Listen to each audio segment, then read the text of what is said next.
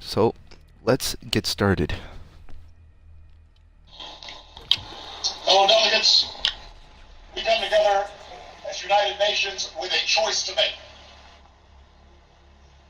We can renew the international system that has enabled so much progress, or we can allow ourselves to be pulled back by an undertow of instability.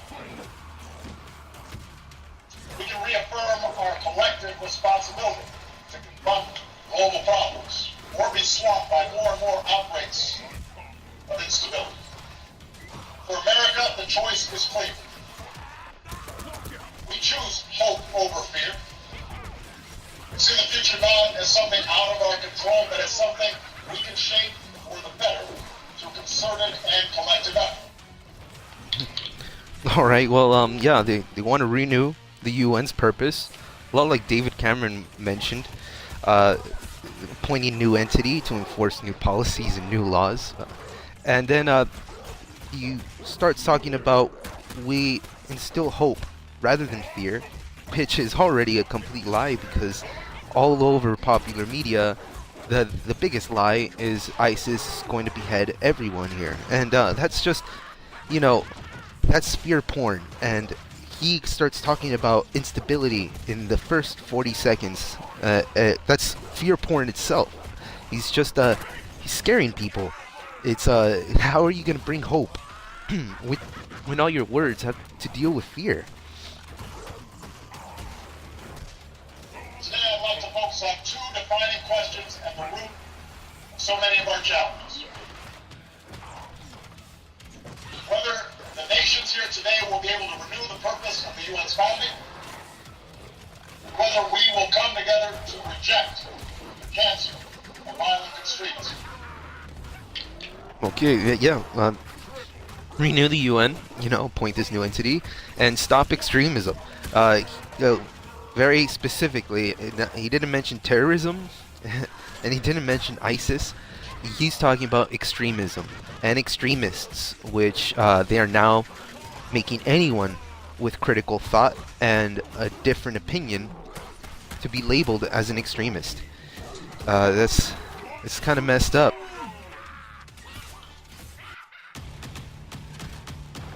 First, all of us, big nations and small, must meet our responsibility to observe and enforce international norms. Okay, yeah. First, very important rule. The status quo. You must follow the status quo. That is the only way to succeed here in America. And please, don't step out of line. And this international norms, please, remember this. I will reference this later.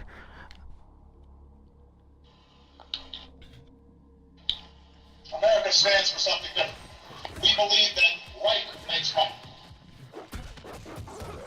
Bigger nations should not be able to bully smaller ones. That people should be able to choose their own future. These are simple truths, but they must be defended. Okay, but don't we bully other nations for their resources?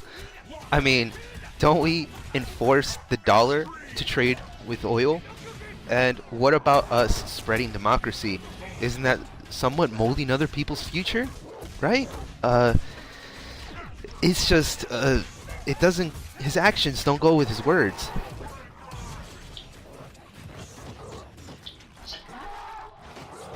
America is pursuing a diplomatic resolution of the Iranian nuclear issue. It's part of our commitment to stop the spread of nuclear weapons, pursue the peace and security of a world without them. Okay, so they're gonna take away Iran's weapons, but only the big boys can carry them because, of course, we're just stockpiling them. In fact, we're finding ways to get rid of the excess of nuclear weapons we have. Isn't that kind of like our law enforcement, right? Where only the cops can carry guns. So imagine if civilians had weapons. Law enforcement would work very differently, and that's what's happening in the world. We're like the world police right now. America is pursuing ambitious reductions in our carbon emissions. We we've increased our investments in clean energy. We will do our part and help developing nations do theirs. I don't know if that was a joke, but America currently populates like the top 20 of Forbes list for the biggest polluters. I mean, we got Exxon, U.S. Steel, U.S. government itself, American Electric Power, Duke and Southern Company, AEP. These guys alone are already over 200 million metric tons of carbon every year. This is, I mean, is this what they want to teach other people? Or are we going to drastically change that? The only thing I've heard about is changing our carbon emissions by using nuclear power. But then that goes back to them taking away Iran's nuclear power. So I'm not too sure what they want to do and how they're going to help. I mean, we're already second, just behind China. That's the worst polluters. It's, I don't know. I don't know what he's thinking. But as we look to the future, one issue risks a cycle of conflict that could derail so much progress. That is the cancer of violent extremism, which ravaged so many parts of the Muslim world. Okay, so you just mentioned the cancer of violent extremism. You know, that's all over in so many parts of the world. And, well, you didn't mention ISIS. You just mentioned extremism. And that is their threat, not ISIS. They were never a threat. The real threat is what ISIS represents. A free thought and a rebellion. A group of people who are against Big Brother's design and wishes. I mean, they are against people who commit thought crime.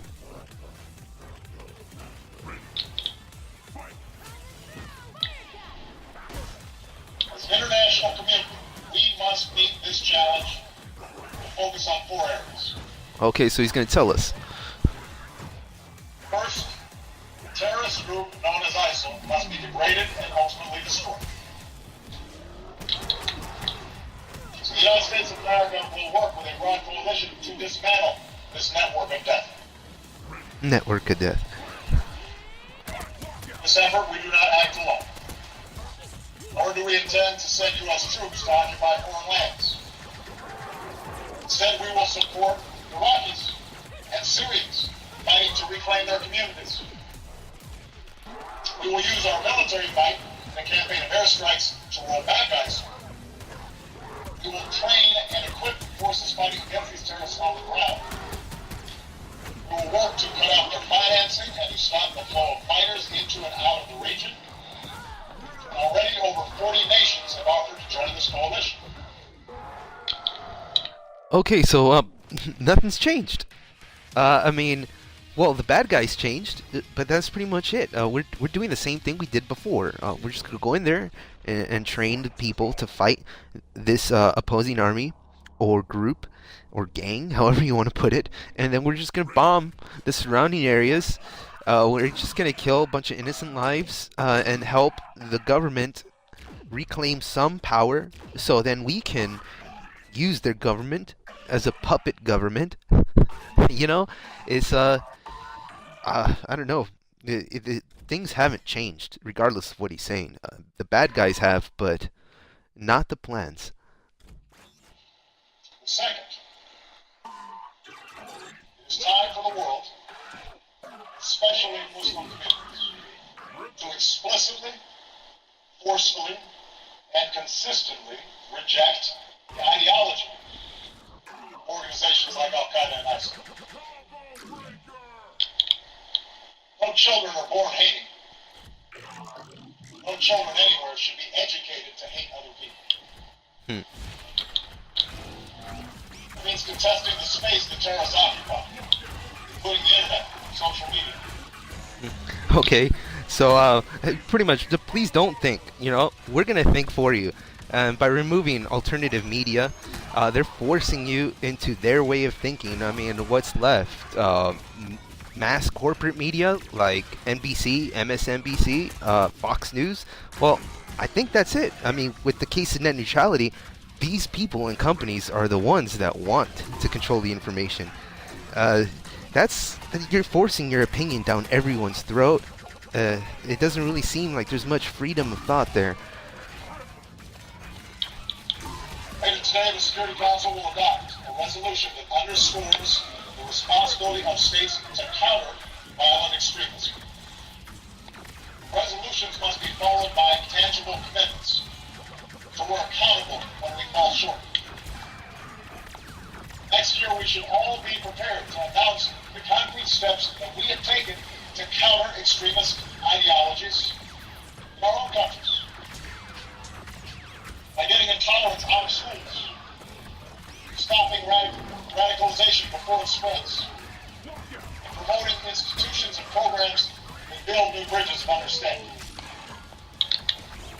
Okay, like David Cameron mentioned, the plan is basically appoint someone or something that, of course, none of us voted for, and have that force and mold our thought into children for decades to come.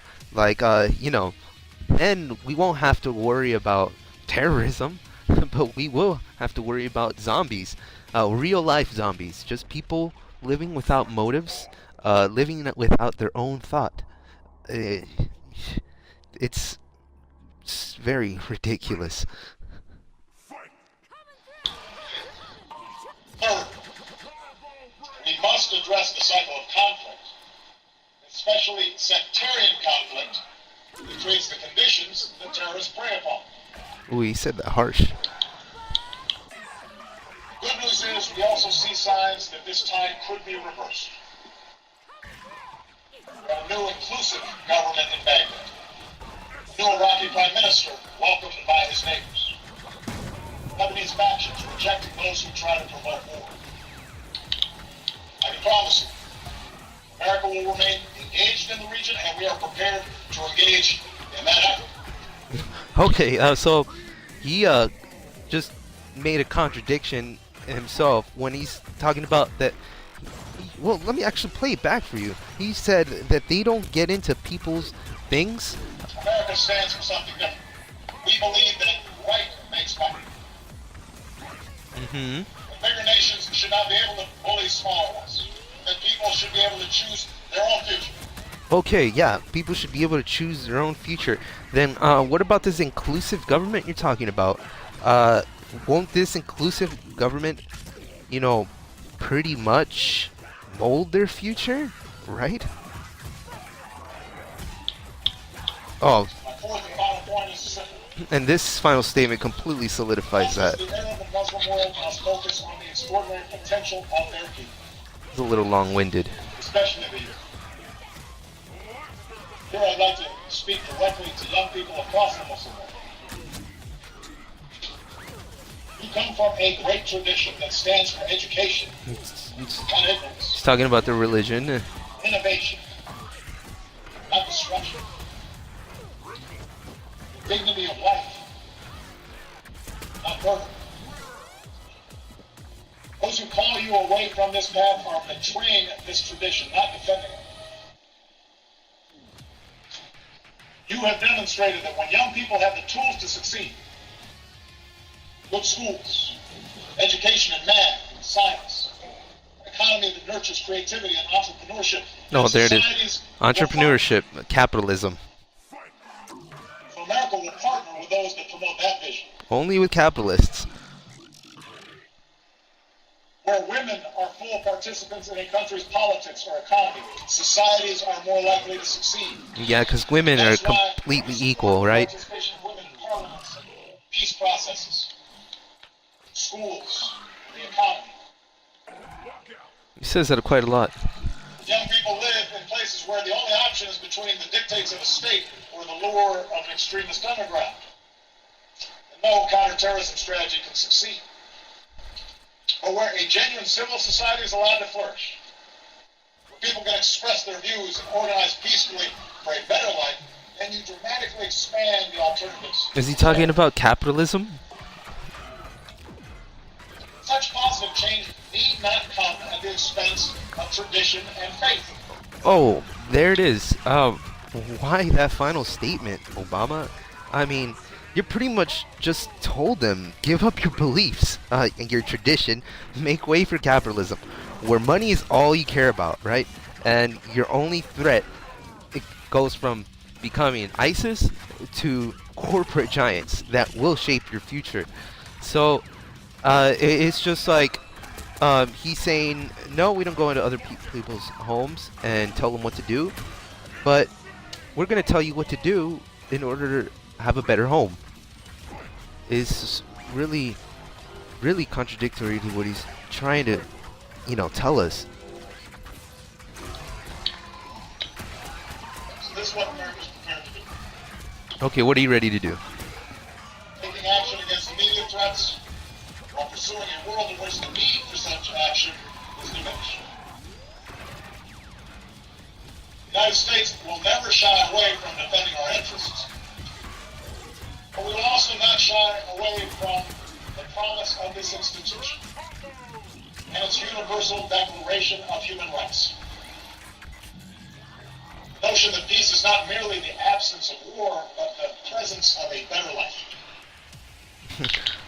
Okay, so, I mean, we're gonna, first of all, use your extremist institution to continue this imperialism, mold thought and everything. How does that go with human rights? And so what kind of human rights do people gain from capitalism anyway? I mean, it's like, what, we're going to introduce slave wages, and we're going to, try to help people live a better life through materialism? I don't really understand that. And when he says we got to stomp out problems to reach a future where we won't have to stomp on problems, then he's pretty much talking about, stopping thought and stopping rebellion to a point to where we could manipulate it to where no one would want to think and no one would want to rebel. It's, this is another form of keeping people contained and docile,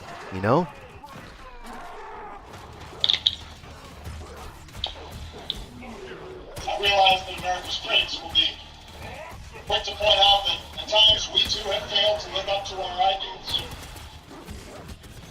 America has plenty of problems within its own borders. This is true. Just calling. But we welcome the scrutiny of the world.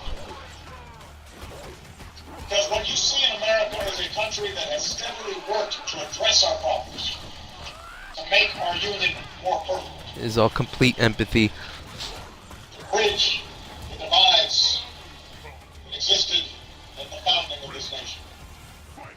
Alright, so before we get into his final statement, he was just going for complete empathy with that one.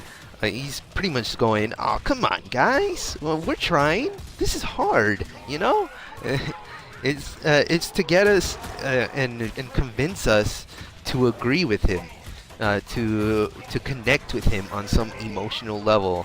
That, like, yeah, we need to try harder, guys, because we still haven't gotten there. But if we haven't figured out how to do anything, then why should we go into other places and tell them how to do it? That's just one-way thinking. It's too narrow. It's too narrow for a globe. Well, in his final statement, before I want to show you this final statement, I want to go back to one of the things he said earlier. First, all of us, big nations and small, must meet our responsibility to observe and enforce international norms. Okay, so remember that. All of us, big nations and small, we have to enforce the status quo. So let's see what he says. America's not the same as it was 100 years ago, or 50 years ago, or even a decade ago. Because we fight for our ideals. We are willing to criticize ourselves when we fall short. Alright, well, I'm just going to pause there, and You see, what he said earlier, we got to keep the status quo and international norms, but America has been evolving for the past 100 years with these extremists that they call, with extremism, you know, because radical changes needed to be done, and radical changes still need to be done today. So, by keeping the status quo, like he said earlier, contradicts all the progress that we made as a nation in the past 100 years. All right, well, you can go on, Mr. Obama. Because we hold our leaders accountable. We insist on a free press, independent judiciary. Because we address our differences in the open space of democracy. Respect for the rule of law. With a place for people of every race and every religion. With an unyielding belief in the ability of individual men and women to change their communities and their circumstances and their countries for the better. Okay, now, this puts the lid on this can of bullshit. Right there, I mean, just mentioning free press is already shows his arrogance when we have corporate media shoving this news down our throats, and there are alternative forms of media on YouTube, social media like Facebook, even on lesser known sites like Daily Motion, and help people fight for these better communities and better lives. It's ridiculous. You're censoring everyone, yet you expect them to be able to rise up and fight for a future, a good nation. You know, with all this censorship, with the internet being censored, how are you going to do this? And what do you want to do? We're just reaping rewards off of foreign corpses. And all of this is a pony show so we can create a new democracy in other places and colonize more places. We're creating a new world order.